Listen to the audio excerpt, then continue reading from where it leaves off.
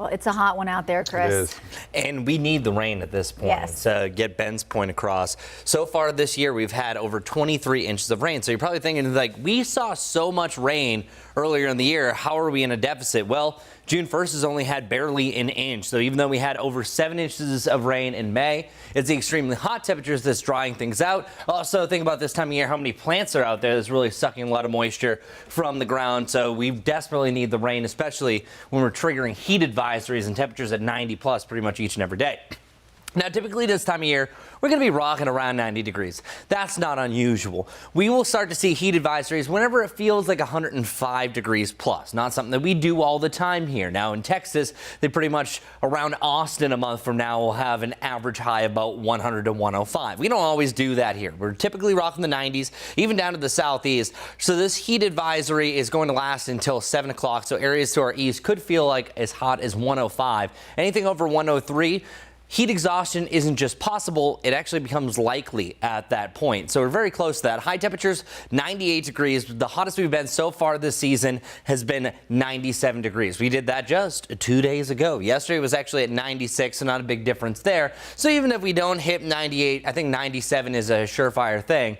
But heading into the weekend and next week, temperatures are going to be rocking right around 90 degrees. This is a big deal for us because the mid-90s could actually still feel like that heat advisory's content. As for today, 98 degrees is not a record. The record for June 26 is 102 degrees, so this will be the 5th warmest June 26 dating back to 1878. And in case you were wondering, what about 100 degrees? When was the last time we did that? That was actually June 22nd, 2022. So it's now been 736 days since the last time Charlotte was 100 plus. We're not doing that today, but it will feel like 100 plus. Especially over the next couple of hours. And then those dew points start to come down. That's less moisture in the air, and then it'll match the temperature almost by the end of the afternoon. Tomorrow's hour-by-hour forecast, we will see a difference. Still feeling like the lower to the mid-90s. I think highs are only around 90 degrees. This is a big reduction. There's also going to be some lingering clouds, so it's a lot cloudier tomorrow, less of a UV index impact. But by the end of the day,